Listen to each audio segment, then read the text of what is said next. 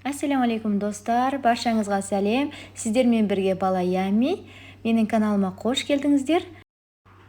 Біздер бүгін жолдасым ұлым үшеуміз Рамазанға рухани дайындық бір бөлек, материалдық дайындықты да бастап кеттік. Алаң қалауымен бүгін базарға және де Магнумға барып, қажетті азық-түліктердің барлығын толтырып әкеп қойдық. Енді соның барлығын сіздерге көрсетіп, бірге ашып орналастырайық. Біздер жұмыртқаның екі түрін алдық. Оның ішінде бірінші бұл бөдене жұмыртқасы, денсаулыққа өте пайдалы. Оны да тоңазытқышқа салып қояйық. Жарылып қалмас үшін мен оны жоғары қарай салдым. Бірақ бірінші кезекте тоңазытқышты жуып тазалап алу міндетті. Ендігі кезекте бұл тауық жұмыртқасы 60 дана алдық. Және де бүгінгі ауыз ашқанға жеуге осындай йогурт алдық. Содан кейін 33% сливки, жудской озерінкін пайдаланамыз біз. Оны да тоңазытқышқа салып қойдым.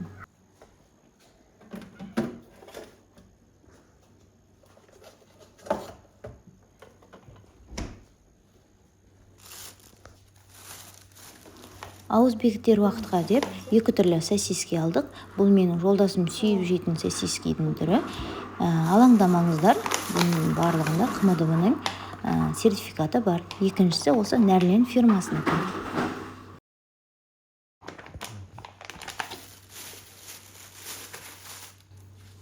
Осындай Эмирдің сулы көне сырын алдық.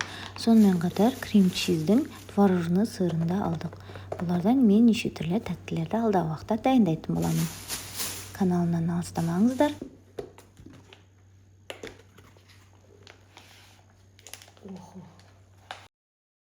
Сосын барлығын тоңазытқышқа реттеп салып қойдық.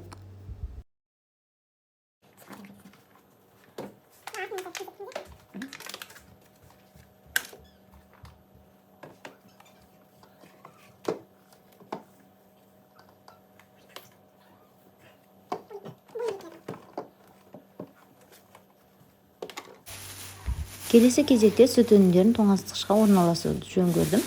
Ең алдымен бұл Адал фирмасының сүті 6%, бірақ біз бұндай сүтті негіз пайдаланбаймыз. Мамам кегесін алғам. Сосын Немолоконың күріштен жасалған сүті. Негізі осындай сүттерді біз пайдаланамыз. Және де КМДБ сертификаты бар айран. Сонымен қатар осындай екі жүгері.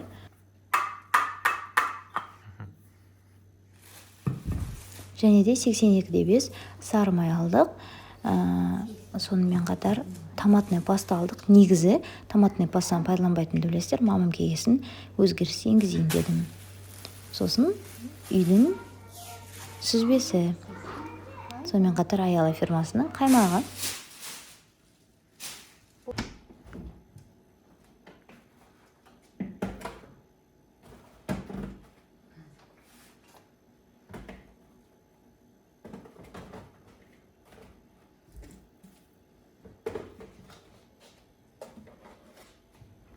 Бұл біздің үйдің үшінші мүшесі, есімі Бай, ұлымның қойып жүрген есімі.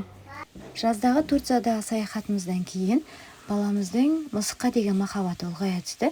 Сол себептен ұлын қуанту үшін әкесінің сыйлап жүрген сыйлығы.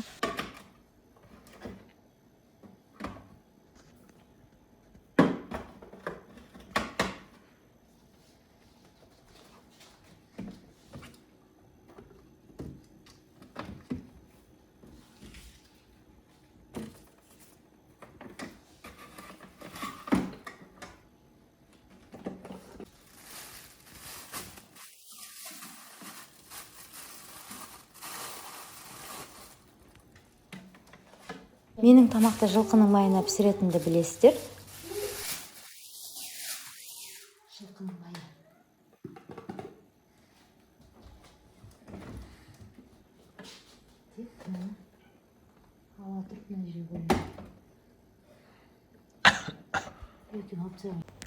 Қате түсініп қалмаңыздар, біз ауыз ашқаннан кейін жасадық. Бұл жерде жолдасым екеуміз қайтадан перекус жасауға кірістік.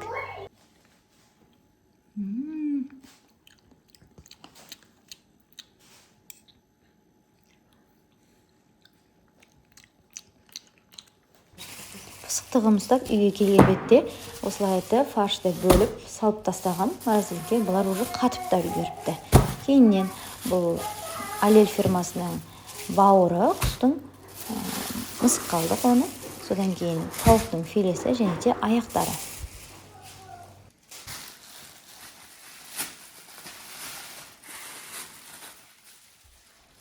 Жердің бәрі пакеттер ғой.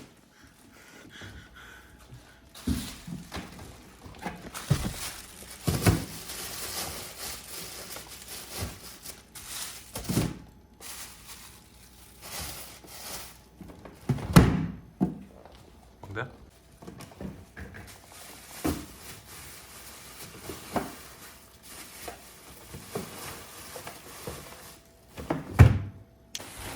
Жаз болмаса да біз қарбызды таптық. Баламыздың көңілін қимай, әкесі давайте алайық дегесін алып, дәмін де татып көреміз деп шештік.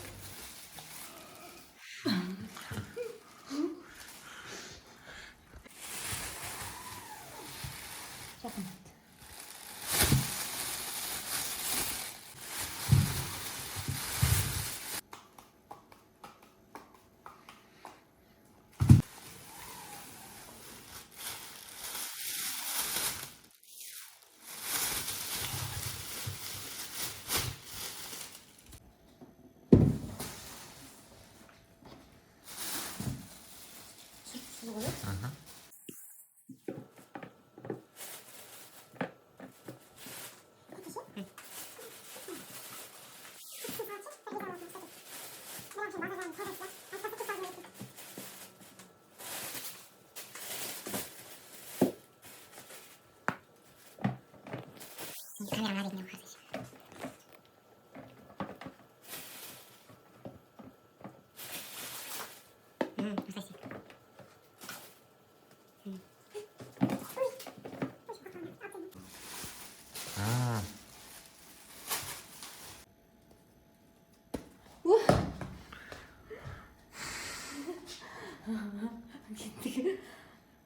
Жоқ, осылай. Түсіріп тұр ғой, қашан қыстай бересің?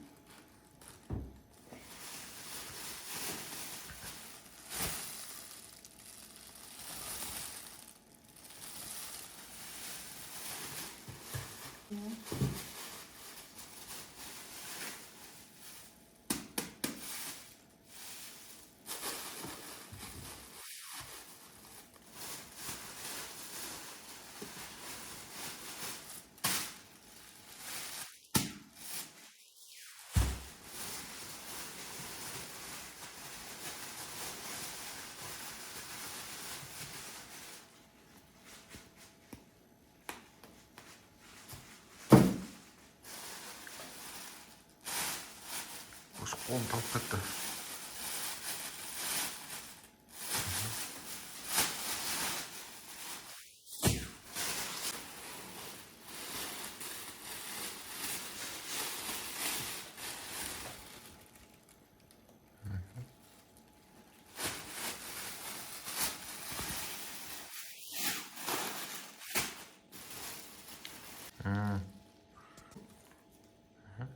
Болды же.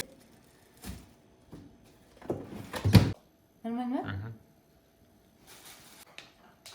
Нормально ма?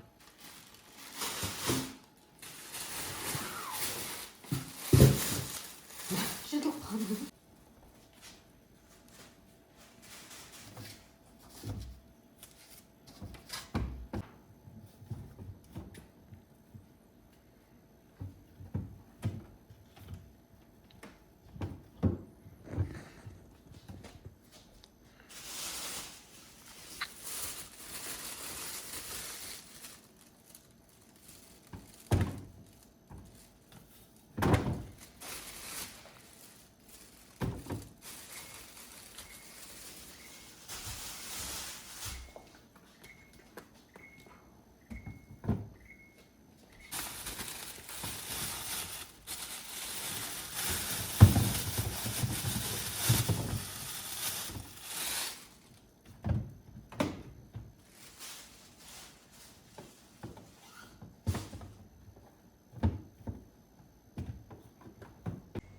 Жолдасым мандаринді сүйіп жейтінін тағы да білесіздер. Біз шыдамай тағы да бір мандаринді қылғытып алдық.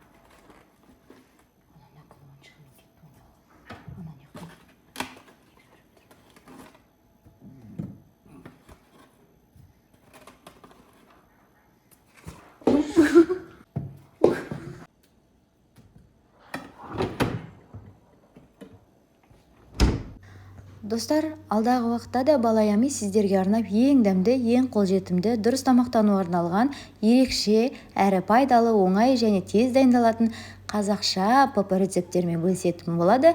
Үй жағдайында глютенсіз, қантсыз, ақ ұнсыз және де неше түрлі қоспаларсыз Алматы қаласындағы ресторан мен кафедегі тағамдарды бірге дайындайтын боламыз. Сіздер дұрыс тамақтанып, денсаулықтарыңыз мықты болып, артық салмағыңыз болса арылып жатсаңыздар, біздер өте қуаныштымыз. Мені жоғалтып алмас үшін каналыма тіркеліп, күнделікті шығып тұратын видеодан хабар алу үшін қоңырауша белгісін басуды ұмытпаңыздар.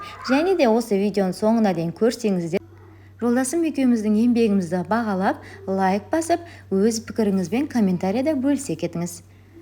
Рамазан айы баршамызға мүбәрак болсын. Оқыған намаздарыңыз, құрандарыңыз, тілеген дұға тілектеріңіз және де ұстаған оразаларыңыз қабыл болып, сауаптардан жасылсын.